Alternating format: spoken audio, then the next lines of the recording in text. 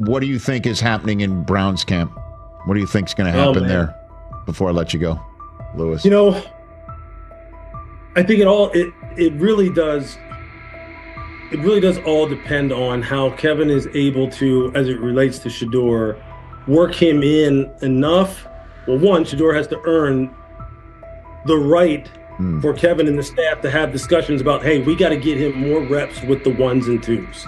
We got to get him more reps with the ones and twos when we're going team period, not just walk through or not just 7-on-7 team. Louis Riddick reacted sharply on air after viewing practice footage from the Cleveland Browns. The clip showed quarterback Shedeur Sanders executing a string of precise throws while the Browns head coach watched with a broad smile. Riddick questioned whether the session was focused on evaluation or celebration, arguing that visible enthusiasm from the staff could cloud objective assessment of a rookie's progress. Earlier in the segment, Riddick's tone had been measured once the Sanders highlights appeared. He criticized the perception that a routine practice was being treated like a marquee event. He stressed that coaching reactions should remain subdued until performance translates into game situations. Riddick concluded by calling for accountability and asking the Browns to clarify how they plan to manage expectations for Shedeur Sanders as training camp continues.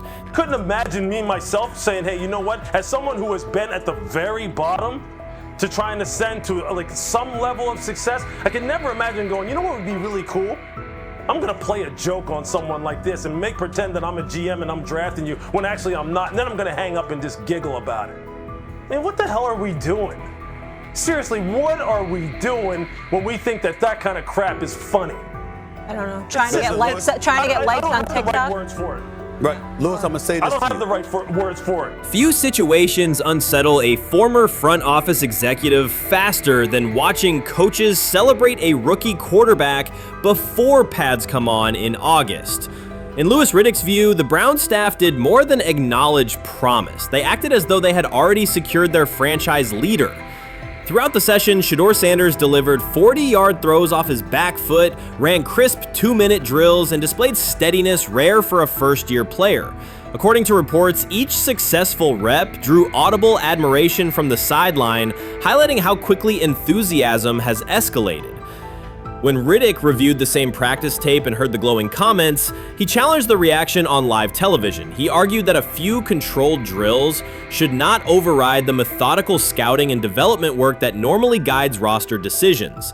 Riddick's criticism focused less on Sanders' talent than on the evaluation process. He warned that comparing a prospect to established stars or joking about renaming the stadium creates pressure before the player has taken an NFL hit, faced a disguised coverage, or logged a preseason snap.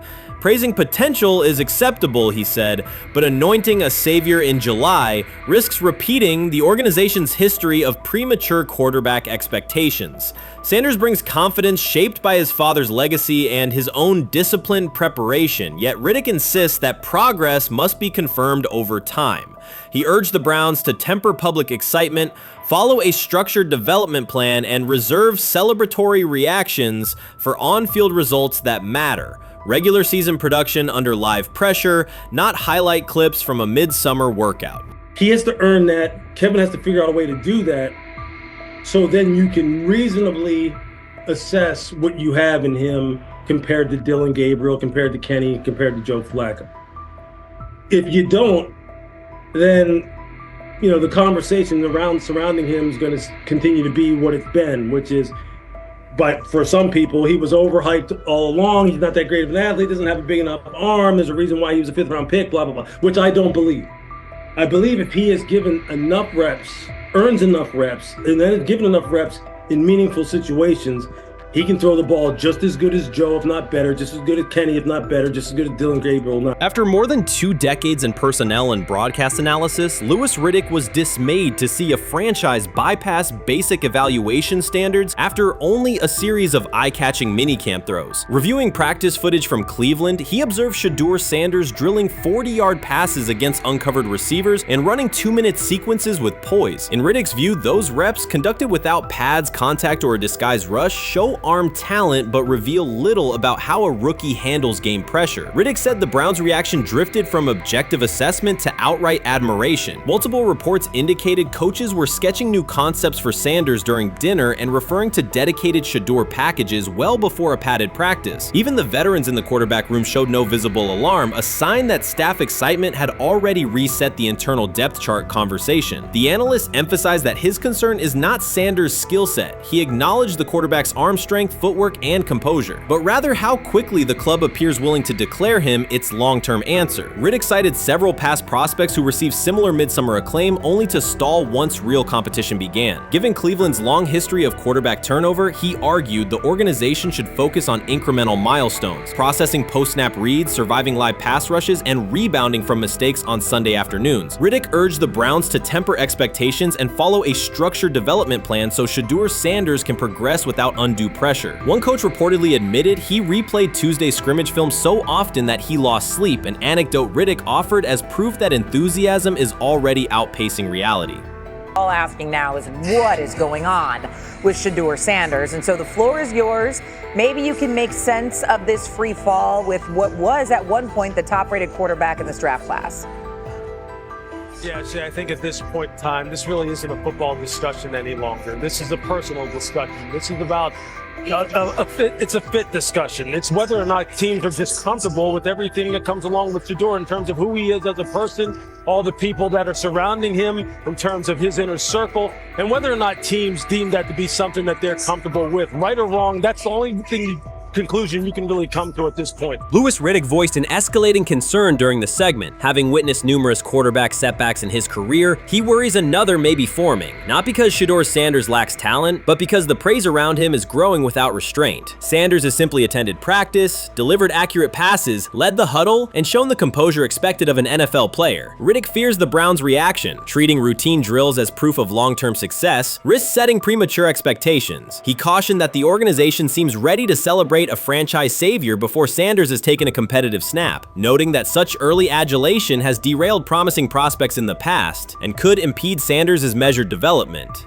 Chris Carter's televised assessment of Shedeur Sanders triggered immediate pushback from Cleveland fans, local media, and even several Browns veterans. Carter dismissed Sanders, a fifth-round pick, as unprepared to start and framed the growing interest around him as purely a byproduct of surname recognition. Since that segment aired, practice reports have told a very different story. Observers inside the Browns facility describe a rookie quarterback who is closing the gap on Kenny Pickett and Dillon Gabriel with surprising speed. Sanders first turned heads in rookie minicamp by directing the huddle with a calm that belied his inexperience. Position coaches reported that he rarely repeated mental errors during installation periods, a trait they rank highly when grading young quarterbacks. In organized team activities, he showed consistent timing on intermediate routes, kept turnover numbers low in 7-on-7 periods, and demonstrated early command of Kevin Stefanski's protection calls. That steady execution earned him a handful of first-team snaps, reps that would ordinarily have belonged to Pickett by default.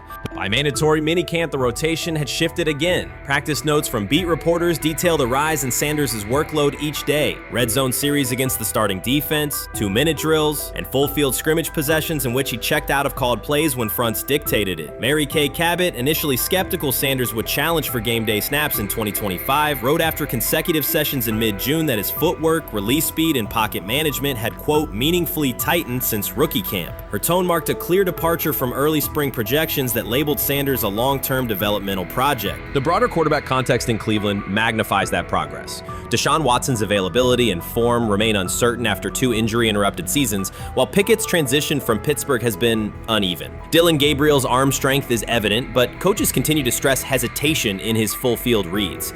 Against that backdrop, Sanders' quick decision-making and mechanical efficiency have begun to look less like a pleasant surprise and more like the roster's most reliable short-term plan. Inside the locker room, acceptance has followed performance. Wide receivers cite Sanders' ball placement on outbreaking routes, noting that the ball routinely arrives on the upfield shoulder, a small but essential detail that allows for yards after the catch. Offensive linemen appreciate his pocket awareness. Joel Bitonio remarked privately that Sanders slides up instead of bailing when edge pressure flashes. Defensive backs say his eye discipline forces them to hold coverage longer than they expected against a rookie. Such cross-positional respect develops only when day-to-day tape shows tangible improvement. The reaction to Carter's critique highlights a recurring double standard applied to young black quarterbacks. Traits celebrated as swagger or confidence in other players were labeled arrogance when associated with Sanders, yet the quarterback himself has not responded publicly. There have been no subtle social media jabs, no mention of critics and interviews, only repeated references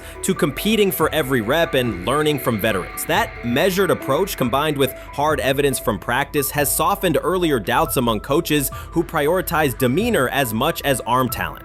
Within the coaching staff, the discussion now centers on readiness thresholds. Stefanski's scheme relies heavily on quick rhythm throws, defined reads, and disciplined pocket movement. Those requirements align with Sanders' strengths: a compact release, willingness to target the middle of the field, and instinctive timing on RPO concepts carried over from his college tape. Staffers reviewing cut-ups from joint practices note that his internal clock already approximates NFL speed, a metric they did not expect to see until mid-season at best. If that trajectory continues through preseason games, the Browns face a consequential decision. Starting a 5th-round rookie 6 weeks after training camp opens would unsettle salary cap assumptions, depth chart politics, and external perceptions of organizational stability. Yet the internal mandate remains clear: the most prepared quarterback will play. That standard places Sanders in genuine contention because every practice metric used to grade readiness, turnover ratio, red zone efficiency, third down conversion rate has trended in his favor since early June. The organizational stakes are considerable. Cleveland has cycled through starting quarterbacks at a startling pace over the past decade, shifting from first-round investments like Baker Mayfield to high-cost gambles such as Watson, each move packaged as the long-awaited solution. A rookie chosen outside the first 100 picks ascending to the top of the depth chart would challenge long-held league assumptions about draft pedigree and opportunity. It would also validate the evaluation philosophy that prioritized Sanders' intangibles: processing speed, leadership presence, over conventional arm strength thresholds that pushed him down the draft board. Carter's televised remarks now sit awkwardly alongside daily updates from Berea. His critique relied on pre-draft labels and the presumption that a late-round passer with a famous father would need a redshirt year. Practice film contradicts that stance. Sanders checks protections at the line, manipulates safeties with shoulder fakes, and has reduced turnover-worthy throws and full-speed sessions to single digits. Statistics normally cited for veteran backups, not rookies. The longer that evidence accumulates, the more Carter's comments appear rooted in legacy bias rather than objective performance review. None of this guarantees Sanders will open the season under center. Preseason defenses test quarterbacks in ways practice cannot. Defensive coordinators will disguise pressure and boundary rotation to force late decisions. Sanders must show he can adjust protections and exploit mismatches without the benefit of a controlled environment. Yet within the Browns facility, the conversation has shifted from if he will be ready to when. Quiet confidence from Amari Cooper and other veterans suggests they believe Sanders can steady an offense searching for consistency more than highlight reel heroics. Sanders' rise also affects long-term roster calculus. If he earns the job and performs competently, Cleveland gains starter-level production on a cost-controlled rookie contract, freeing cap space allocated to other positions. That scenario could reshape roster-building strategy in a division featuring Joe Burrow and Lamar Jackson, quarterbacks whose contracts consume significant percentages of team payroll. A capable, low-cost starter would allow the Browns to reinforce their offensive line and secondary while retaining core veterans, a competitive advantage few teams enjoy. For now, the focal point remains daily improvement. Sanders continues to arrive before sunrise, reviewing the previous day's install with the quarterback coach, then staying after practice to throw on-air routes with receivers low on the depth chart. Coaches track those habits closely because consistent routine underpins performance when adversity strikes in live games. Each incremental gain strengthens the argument that readiness depends on preparation and aptitude, not draft slot. Carter's segment reminded the league how quickly assessments can become outdated when they lean on perception over evidence. Sanders' steady climb up the depth chart underscores the counterpoint. In the NFL, tape is the final arbiter. Should Sanders translate practice efficiency to preseason success, the Browns may discover that the solution to their long-standing quarterback riddle arrived quietly in the 5th round, carrying little more than confidence and a willingness to work. How you feeling? I'm getting there. You see what I got on, right? That's why I was asking how you help for it. Yeah, I'm getting there. See? Brian, what they had to do? I had blood clots. Okay. And they amputated, you know. But I work with it. Man. Yeah, I'm amputated. So I get that work done a couple times a day. Keep the blood circulating, blood flowing, but it's a new normal. And the best thing about here, we have a whole medical team on the 2nd floor. Right. We have a whole medical floor, which is great. Deion Sanders is shaken, this time not by a hit on the field. In a sudden turn, Ryan Clark has uncovered a serious plot affecting Shedeur Sanders' NFL draft status, and the disclosure is reverberating across the sports community. What once looked like a simple scheduling delay may actually be a calculated effort to undermine Deion's son. The facts suggest intentional sabotage, a breach of trust, and repercussions that could be far-reaching. This is no routine football headline. It is personal, and Coach Prime did not see it coming. The sports world loves to celebrate underdogs, yet it often takes even greater pleasure in tearing down rising stars. Deion Sanders is witnessing that cycle now, not from the sidelines as Coach Prime, but as a father. The lights in Boulder remain bright, the cameras keep rolling, and Sanders still wears his gold watches, sunglasses, and natural swagger. Still, behind that familiar smile is a man carrying deep pain as criticism aimed at his son mounts daily. How much of that is opening press conference saying, okay, we are family, saying that he was sent to do certain things? Do you feel like people got attached to that, or it just was the fact that prime time is at Jackson State? It's prime time. If my son plays cornerback, I want him to be around, in my opinion, the best cornerback ever to touch the field. That's right. If my son played DN, I'd have to talk to you and tell me who's coaching the DNs. That's but right. I was sending my son to That play greatness. for prime. His pain does not come from critics or losses, but from watching his son, Shedeur Sanders, get pulled into a system where politics outweigh performance. By every metric, arm strength, accuracy, field vision, Shedeur belonged in the top 3 of any NFL mock draft. Defensive coordinators who tried to unsettle him know he never flinches. He owns the unteachable leadership trait that turns strong prospects into franchise cornerstones. Then the narrative shifted. Draft boards that once placed him 2nd or 3rd slid him to 5th, then 12th, and eventually out of the 1st round on some lists. Analysts grew cautious, executives became vague. The statistics stayed strong, and the game film still proved his ability, yet the buzz evaporated. The abrupt silence felt deliberate and wrong. Former NFL safety and respected analyst Ryan Clark then delivered an unfiltered disclosure, not on a scheduled TV segment, but in an unscripted comment. He stated plainly that influential figures inside the league were not overlooking Shedeur Sanders. They were actively holding him back. The motive, Clark said, was political, and the real target was Deion Sanders, Hall of Famer, architect of Jackson State's resurgence, and the coach who turned a 1-11 Colorado program into a national headline. Deion's refusal to conform, wearing sunglasses indoors, dancing with players, speaking candidly, challenged an establishment that favors predictable images and rehearsed statements. According to Clark, that resistance to tradition was not forgotten. When Shedeur displayed the same mix of talent and confidence, concern spread through front offices and media circles. Questions about leadership style and attitude surfaced. Coded language for discomfort with a quarterback who mirrors his outspoken father. Clark's point was clear. The issue is not Shedeur's performance. If he had posted identical numbers at Ohio State or Alabama, endorsements and media specials would follow. Instead, interest cooled, because the Sanders family embodies a self-made identity the league cannot easily manage. Their visible pride and independent brand challenge a system that prizes control. And that threat, not football ability, is what Clark believes is suppressing Shedeur's draft stock. They say training camp decides depth charts, but Shedeur Sanders began fighting for his job long before he will step inside the Browns facility. While most first-year players squeezed in one last vacation, he slipped onto a private field in Texas, strapped on Cleveland's helmet and shoulder pads, pulled a fresh number 2 jersey over his chest, and started rifling timing routes as if it were the opening drive of week 1. No cameras, no hype track, no product placement, just sweat, cadence, and ball placement. A rookie does not rehearse in full game gear unless he already envisions himself commanding the huddle. Plenty of observers shrug that clip off. They insist the 5th rounder, quote, isn't ready, cling to depth chart conventions, or whisper that the name across his shoulders did most of the talking on draft day. Maybe it is the Deion connection, maybe it is a preference for prospects who blend quietly into the background, or maybe the league's gatekeepers fear the possibility that the kid is better than the quarterbacks they have spent months promoting. Whatever the motive, the countdown has started, and video rarely lies. Shedeur Sanders is not preparing to arrive. He is preparing to lead. Footage of a 22-year-old quarterback running live reps in July should dominate highlight loops, but it barely registers on national outlets. Why? It ruins the tidy narrative. The easy storyline paints Shedeur as a pampered legacy prospect banking on his father's fame. Yet the tape shows something different. A rookie drenched in afternoon heat, drilling footwork, calling protections, and imagining cover 2 rotation before the first official meeting ever takes place. Elite mental prep looks boring on social feeds. It looks devastating when the season starts. Walk into Cleveland's quarterback room and you step into politics, not simply competition.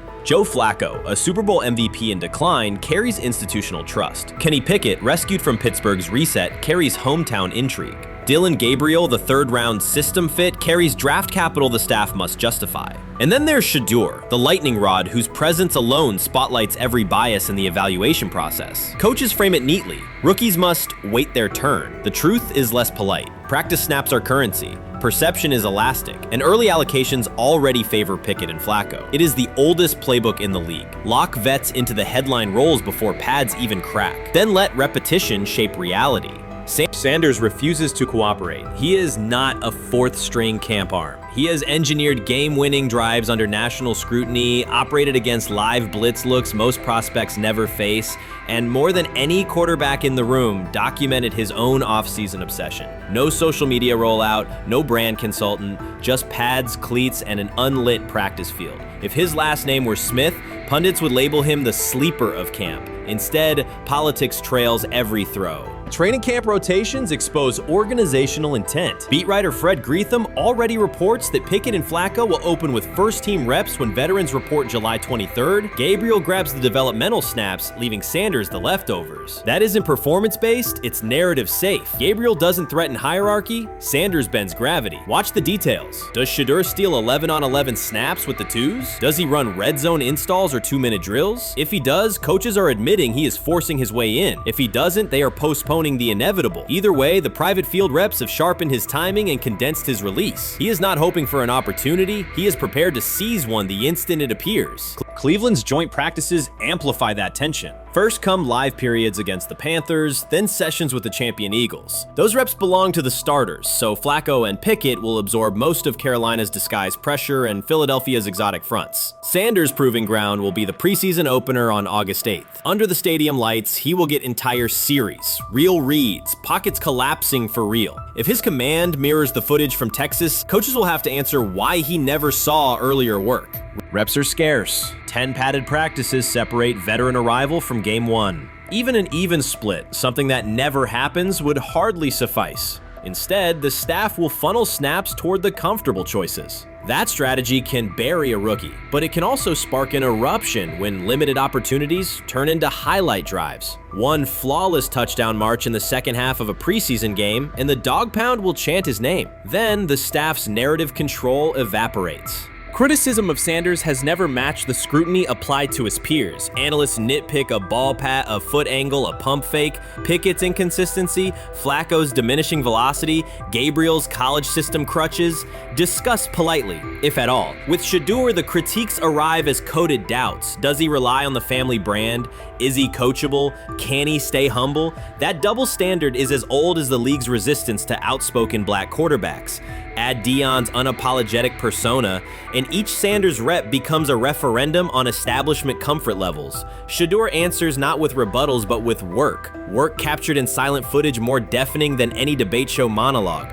Quarterback drama masks broader roster cracks. The Browns receiver group is crowded yet unproven. The safety room failed to create turnovers a year ago. Interior defensive linemen are still rehabbing, and the offensive line must retool on the fly. Which quarterback can navigate that turbulence? Flacco's pocket mobility is limited. Pickett's confidence remains fragile. Gabriel is months away from processing NFL disguises. Sanders, forged by perpetual doubt, offers poise under chaos and meticulous preparation, a combination this franchise has lacked since, well, almost forever. Forget politics, depth chart etiquette, and recycled sound bites about developmental timelines. The only metric that counts now is who did the work. Sanders pounding through full gear scripts in late June is not vanity, it's vision. While the league sleeps, he refines his drop steps. While media speculate, he rehearses third down checks. He has already decided what he is. The organization must decide if it can recognize it in time. The preseason will provide the answer. Live bullets, real blitzes, stadium noise. When those throws leave his hand under pressure, no one will discuss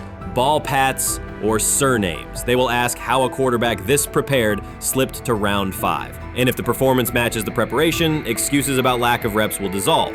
It will be production against perception, and Shedeur Sanders has been producing where no one could see. Ready is the wrong word. He has been ready.